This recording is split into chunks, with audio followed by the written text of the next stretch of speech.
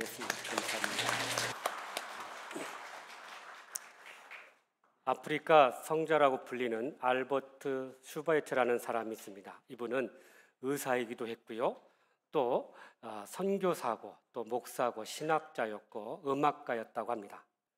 그야말로 다재다능한 사람이었는데 사실 이분이 독일 루터교 목사님의 아들로 태어났답니다. 그래서 어렸을 때부터 이렇게 신앙 교육을 잘 받아서 컸게 됐는데, 그가 이렇게 많은 박사 학위를 가지고 또 의사이면서 성공과 출세의 이 길이 이렇게 열려져 있음에도 불구하고 모든 것들을 내려놓고 아프리카의 선교사로 떠나게 되었다고 합니다.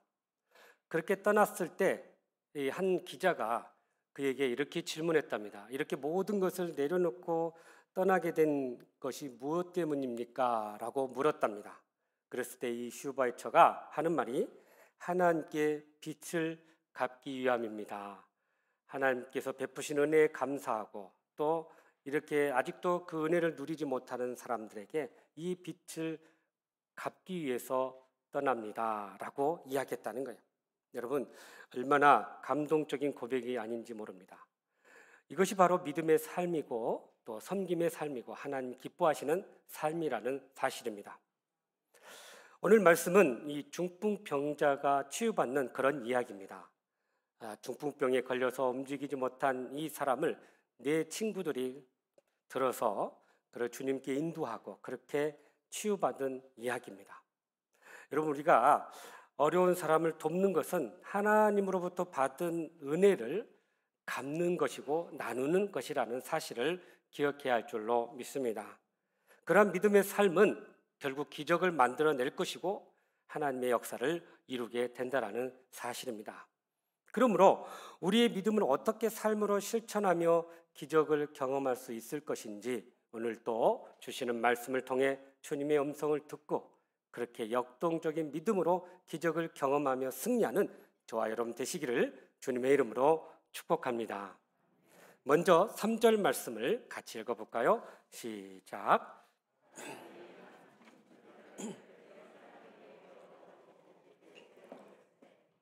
아멘. 자, 오늘 이 본문의 장소가 가버나움의 한 집이었다고 이야기합니다.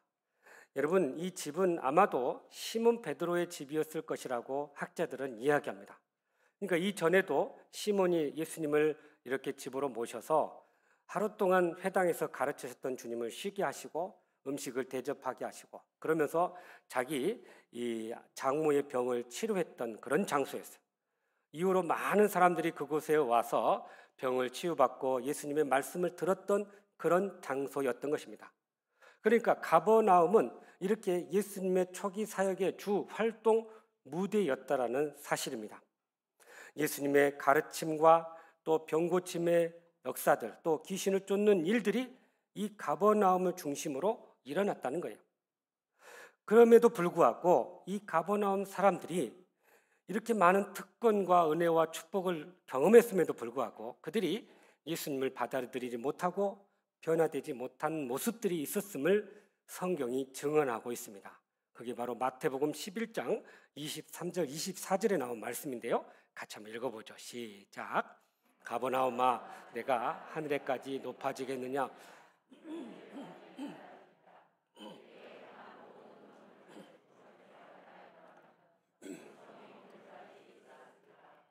내가 너희에게 이르노니 심판날에 소돔 땅이 너보다 견디기 쉬우리라 하시니라. 아멘.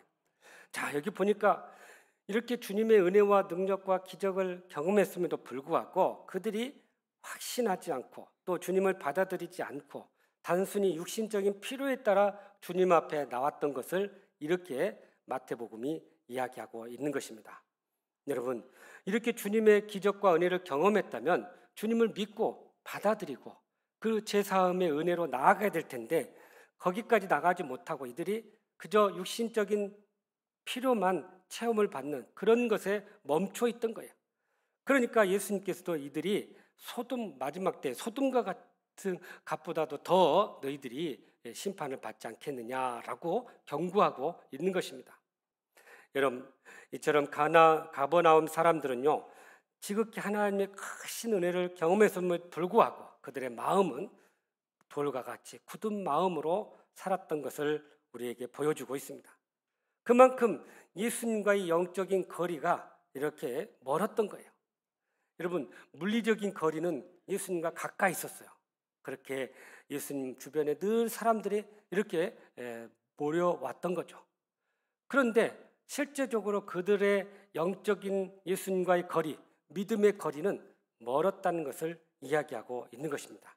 그 이유는 예수님을 자신들의 죄사함을 위해 이 땅에 오신 메시아로 받아들이지 않고 그저 육신적인 필요를 채워주는 사람으로, 슈퍼맨으로만 이렇게 여겼던 것입니다.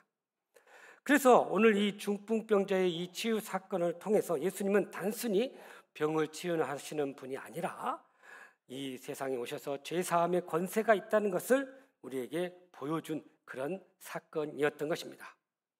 본문에 나오는 이 병자, 이 중풍병자라고 하는데요, 이 원어를 보니까 마비된 사람이라는 의미를 가지고 있어요. 여러분, 이 뇌혈관이 터져서 반신불수가 된 그런 병을 앓고 있었던 거죠. 이 의사들에 의하면 이 중풍병은요, 암보다도 더 무섭다고 합니다. 암은 초기에 발견해가지고 잘 치료하고 그러면 완치율이 계속 높아지고 있다는 거예요. 그런데 이 중풍병은 초기에 이렇게 증상도 없다가 어느 날 갑자기 생겼는데, 그런데 그것이 이렇게 아주 치명적인 결과를 가져와서 그렇게 움직이도 못하게 만든다는 것입니다. 그러니까 현대의학이 이렇게 이야기할 정도니 당시에 의학적으로 무지했던 그 시대에 이 중풍병은 정말로 무서운 병이 아닐 수 없었던 거예요. 그런데 오늘 본문의 상황을 보니까 여느 때처럼 예수님께서 말씀을 가르치고 있었고 많은 사람들이 주변에 몰려 있었습니다. 그런데 이 가버나움에 한 중풍병자가 있었는데 스스로 움직일 수 없는 그런 자였어요. 누군가의 도움이 간절히 필요한 자였다라는 사실입니다. 그런데 그에게 은혜가 있었습니다. 그를 들어 예수님께 옮겨줄 친구들이 있었고 또 주변에 예수님이 가까이 계셨다라는 사실이에요. 그러니 그에게 있어서 이 중풍병은 고난과 아픔의 그런 상징이기도 했지만 역으로 생각하면 이 중풍병을 통해서 예수님 앞에 나오는 계기가 되었고 그것을 통해서 치유되고 또 영원히 구원받는 그런 결정적인 계기가 되었다라는 사실입니다. 여러분, 우리의 인생이 이렇게 고통스럽고 힘들지만 가만히 들여다보면 예수님이 우리 곁에 계시고 또 예수님이 함께 하신다면 우리에게는 살 소망이 있고 또 살 기회가 있다라는 사실입니다. 그에게 중풍병이 없었다면 그는 아마도 예수님 만날 기회를 잃어버렸고 그저 평범히 왔다가 그렇게 죽게 되었을 것입니다. 그가 중풍병이 없었다면 더욱이 예수님 앞에 나와서 죄사함의 은혜를 경험하지 못하였을 것입니다.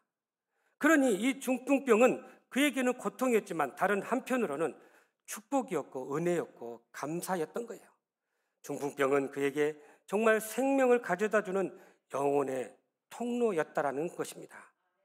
많은 사람들이 이 중한 병으로 인해서 고통을 겪지만 그러나 그 중한 병으로 인해서 오히려 주님을 만나고 기적을 경험하고 그래서 새로운 삶을 살아가는 사람들이 얼마나 많은지 모릅니다. 그래서 이들의 한결같은 고백은 이 병이, 이 고난이 나에게 축복이었습니다라고 고백하는 것을 보게 돼요. 여러분, 병뿐만 아니라 우리 인생의 갖가지 고난과 상처와 아픔과 실패 가운데서 벼랑 끝에 있는 사람들이 있어요. 그러나 그들이 주님을 새롭게 경험하고 만남으로 인해서 그들이 한결같이 고백하기를 이 고난이 나에게 유익이었습니다, 축복이었습니다 라고 고백한다는 사실입니다. 그래서 우리는 결코 고난 중에서 불평하지 말아야 할 이유가 바로 여기 있는 거예요. 왜냐하면 이 시련과 고난에는 반드시 하나님의 뜻이 있다라는 사실입니다. 그래서 우리 믿는 자들의 삶은 그저 우연히 일어나는 일이 결코 아니라는 거예요. 하나님의 철저한 계획과 의도 가운데서 일어난다라는 사실을 믿을 수 있기를 간절히 바랍니다. 그래서 우리들이 겪고 있는 일들이 하나님의 선하시고 아름다운 뜻이 있다는 것을 우리가 발견해야 한다라는 사실입니다.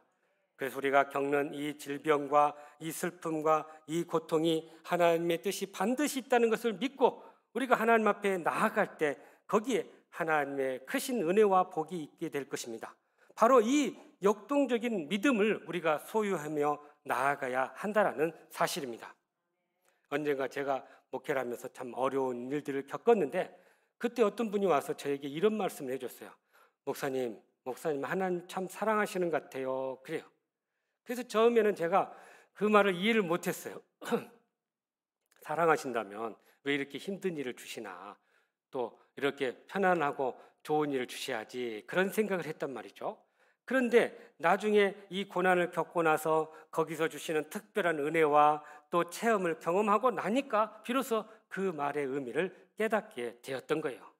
그래서 수많은 고난을 겪었던 다윗이 고백하기를 시편 119편 71편에 이렇게 고백합니다. 고난이 내게 유익이었다. 이로 말미암아 내가 주의 율례를 배우게 되었다라고 고백했던 것입니다. 그러므로 고난의 상황에서 우리는 하나님의 뜻을 발견하고 고난이 내게 축복이라는 이 사실을 고백하면서 역동적인 믿음을 소유하는 저와 여러분 되시기를 주님의 이름으로 축복합니다. 계속해서 우리 4절 말씀 다시 읽어볼까요? 시작.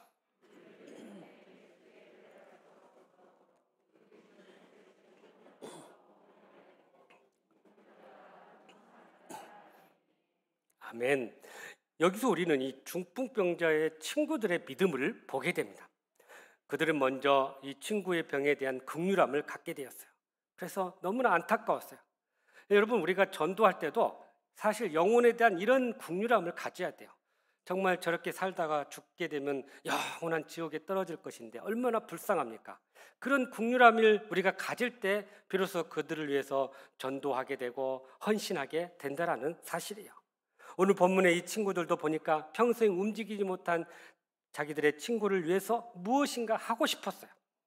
그래서 예수님께서 병자를 치유하신다는 소식을 듣고 우리 친구도 예수님께 데려가면 치유해 주실 것이라는 그 소망 가운데 친구를 들것에 메어서 그렇게 예수님 앞에 나아갔던 것입니다.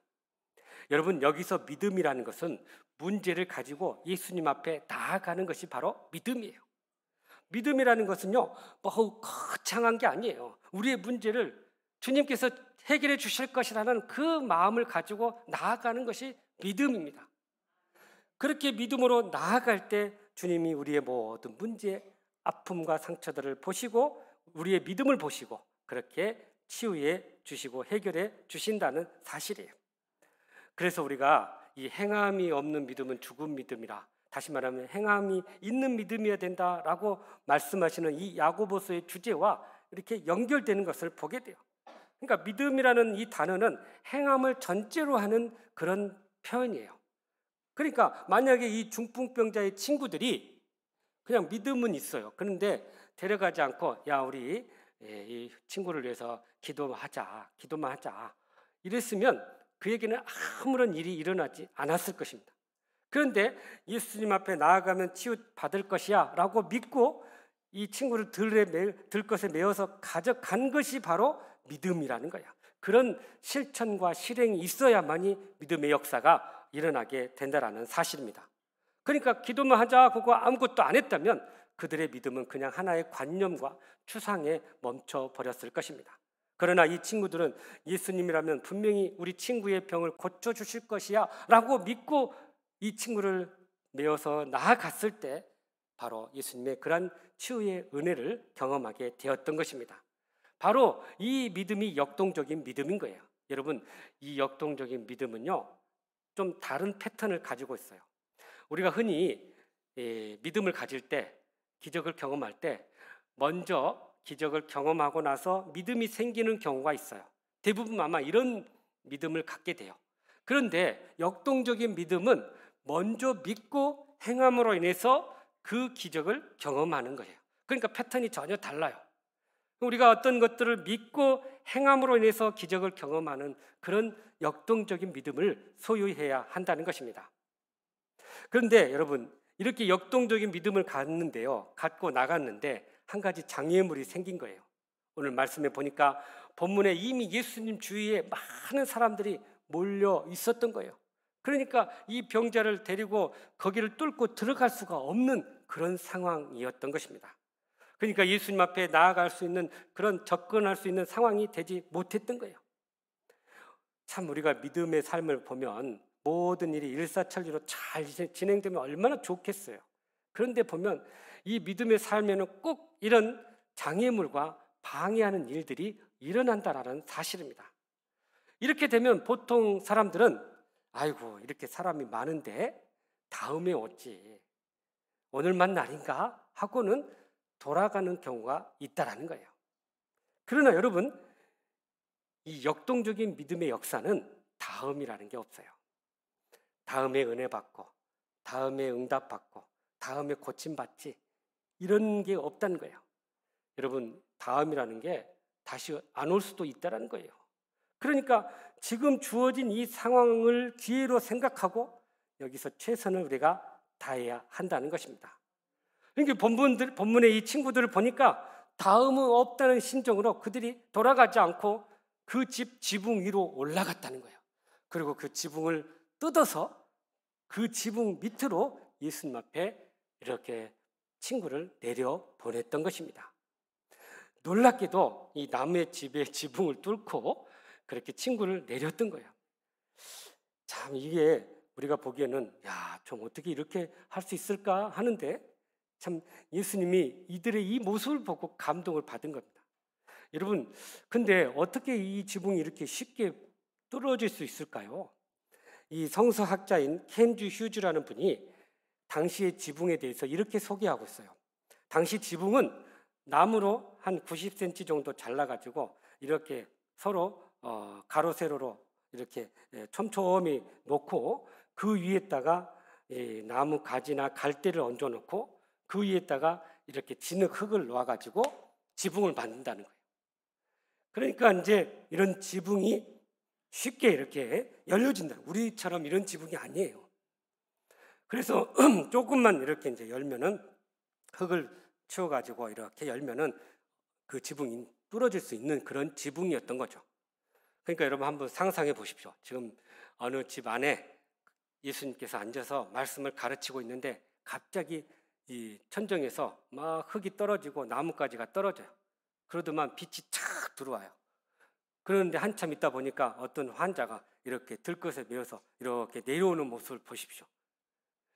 아마 그 주변에 예수님 주변에 있던 사람들이나 그 집 주인은 굉장히 기분이 나빴을 거예요. 이런 무례한 행동이 있나? 그런데 예수님은 그 모습을 보고 그 친구들의 믿음을 보고 감동하신 것입니다. 그래서 그들의 요구를 들어주셨던 거예요. 그러니까 믿음으로 나아가는 자들에게는 장애가 있는데 그 장애를 극복하고 믿음으로 나아가니까 예수님께서 그것을 기쁘게 여기시고 그들의 요구를 들어주셨다라는 사실입니다.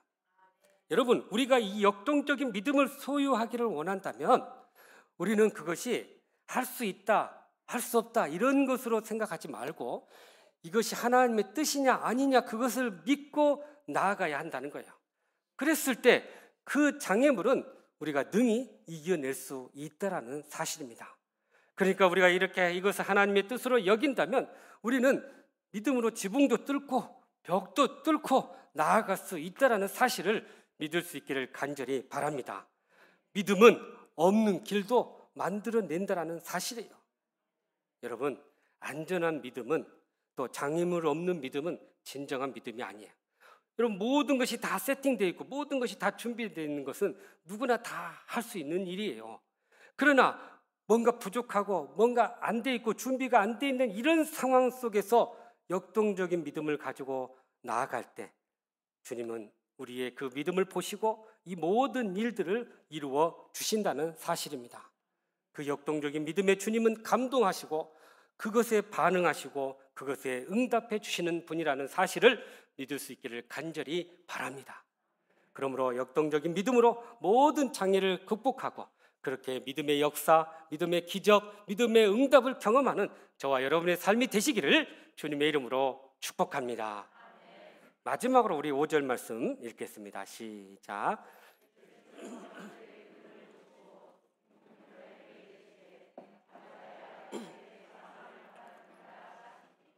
아멘. 여기서 우리가 먼저 보아야 할 것은 예수님께서 그들의 믿음을 보시고라는 말씀이에요. 여러분, 여기 보시고라는 단어 원어를 보니까 판단하다라고 이야기하고 있습니다. 그러니까 예수님께서 그들의 믿음을 판단하셨다는 거예요. 놀랍죠?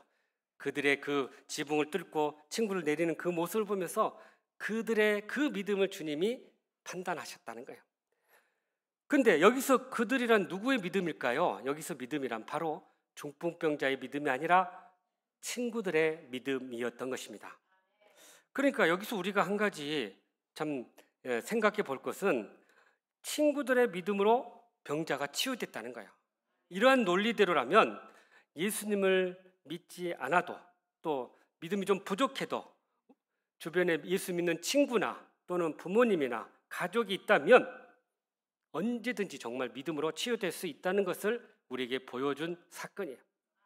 그러니까 이렇게 주변 사람들이 치유해 주시고 또 주변 사람들이 도와줘서 이렇게 치유받을 수 있다는 건데, 그러면 여기서 한 가지 질문이, 그렇게 질병도 치유된다면 구원도 받을 수 있을까요? 그런 질문을 하게 돼요. 그런데 성경은 분명히 이야기해요. 구원은 믿음의 당사자만이 하나님께서 주시는 선물이라는 거예요. 그러니까 믿음으로 예수님을 나의 구주로 영접하고 받아들이는 자에게 주신 하나님의 선물이 바로 구원입니다. 구원은 본인 자신의 고백이 있어야 돼요. 예수님은 많은 병자들을 만날 때마다 그들의 믿음을 보시고 이렇게 말씀하셨어요. 내가 낫기를 원하느냐? 내 믿음대로 될지어다 라고 말씀해 주셨어요. 그러니까 다른 사람을 이렇게 치유해 주시면서 다른 사람의 믿음이 아니라 본인 자신의 믿음을 가지고 치유해 주셨다는 것입니다. 물론 주변 사람들이 도와주고 이끌어주고 또 함께해 줄 때 그런 은혜도 있어요. 그러나 우리가 더 여기서 알아야 될 것은 구원에 대해서는 본인 자신의 믿음이 필요하지만 이렇게 질병과 고통 가운데 있는 사람들을 회복하고 치유하기 위해서는 주변 사람들의 기도와 헌신도 이렇게 같이 이루어질 수 있다는 것입니다. 그러니까 우리가 주변에 질병 가운데 고통 가운데 있는 사람들을 위해서 또 믿음이 부족한 사람들을 위해서 우리가 같이 믿고 기도하면서 그들을 이끌어 준다면 우리의 믿음을 보시고 주님께서 그들의 질병을 치유해 주실 수 있다는 것을 말씀해 주고 있는 것입니다. 그래서 야고보서 5장 15절에 보면 이렇게 말씀해요. 자, 보세요. 시작. 믿음의 기도는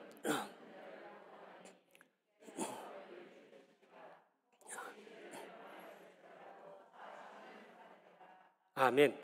그러니까 믿음이 연약하여 또 부족하여서 아직도 참 이렇게 주님 앞에 나오지 못한 분들이 있다면 우리의 믿음을 가지고 그들을 이끌 수 있어야 된다는 거야. 그럼 우리를 통해서 그들의 질병도 치유되고 문제도 해결되고 그래서 주님을 만나는 역사가 일어나게 된다는 사실입니다. 두 번째는 우리가 생각할 것은 5절 하반절에 보면 이런 표현이 나옵니다. 중풍병자에게 이르시되 작은 자야 내 죄사함을 받았느니라. 여러분, 그러니까 중풍병자에게 가장 필요한 것은 내 병이 치유됐다라는 말인데 왜 예수님은 여기서 내 죄사함을 받았다라고 선포해 주셨을까요?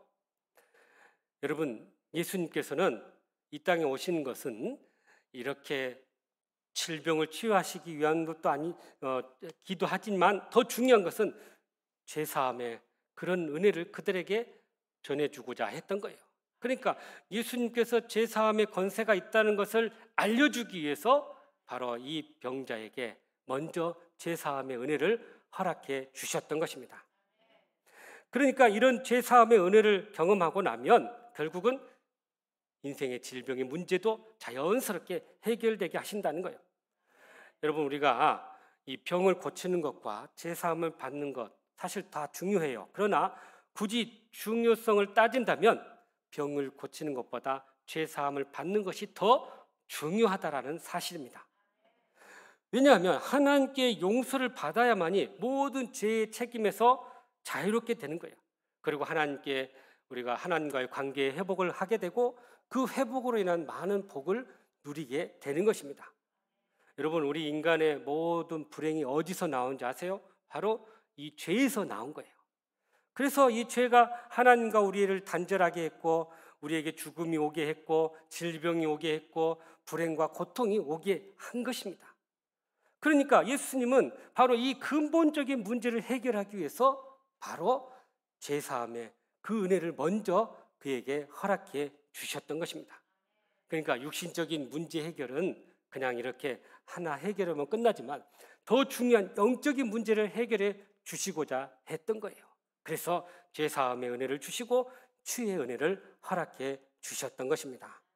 이처럼 우리가 복된 삶을 이렇게 가로막고 있는 이 죄의 문제가 먼저 해결될 때 그것이 가장 중요한 예수님의 사역이었고, 또 그것을 통해서 우리의 이 육체적인 모든 문제도 자연스럽게 해결된다라는 것을 말씀해 주고 있는 것입니다. 그래서 우리가 예수님은 이 중풍병자에게 죄사함을 받았느니라 라고 선포하면서 그의 근본적인 죄의 문제를 해결해 주시고, 그리고 육체적인 문제를 해결해 주셨던 거예요. 그리고 나서 오늘 11절에 보니까 예수님께서 육체적인 것을 해결해 주시면서 뭐라고 말씀해요? 일어나 내 상을 가지고 집으로 가라라고 말씀했던 것입니다.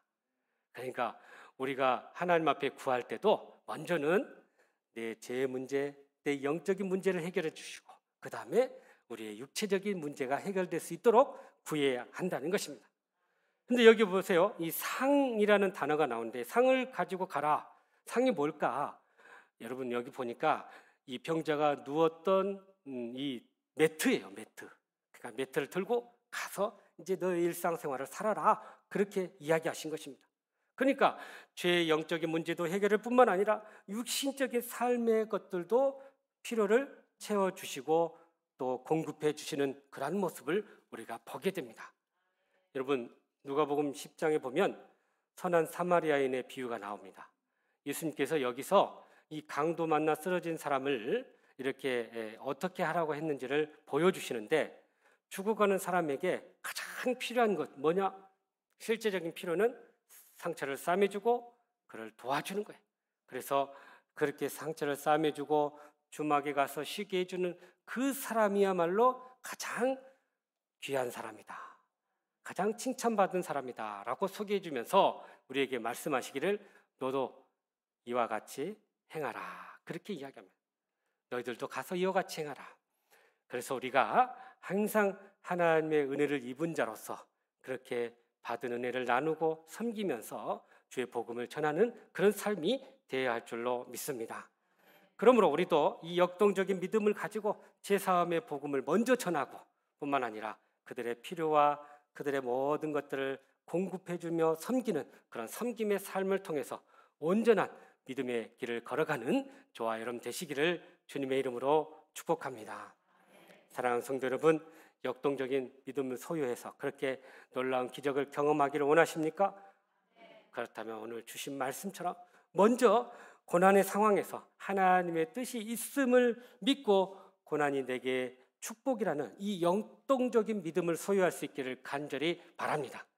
나아가서 이 역동적인 믿음으로 모든 장애를 극복하고 그래서 믿음의 역사와 기적과 응답을 경험할 수 있기를 간절히 바랍니다. 나아가서 이 역동적인 믿음으로 제사함의 그 복음을 증거하고 또 그들의 필요를 채우는 그런 섬김의 삶을 통해서 아름다운 복음의 역사가 열매가 맺기를 간절히 바랍니다. 그리하여서 믿음의 능력과 또 믿음의 열매가 우리 가운데 풍성히 맺어지는 저와 여러분의 삶이 되시기를 주님의 이름으로 축복합니다. 기도하겠습니다.